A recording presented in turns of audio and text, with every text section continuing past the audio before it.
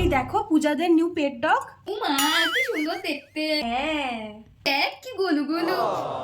তোমার এত ভালো লেগেছে, তাহলে আমরাও একটা কুকুর কিনি না মা?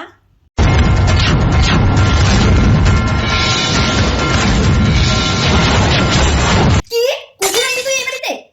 আচ্ছা তোকে পুষছি আবার তুই আবার কুকুর পুষবি? আমি চলে যাবো এই বাড়ি ছেড়ে। দুই কুকুর মিলে এই বাড়িতেই থাকবি।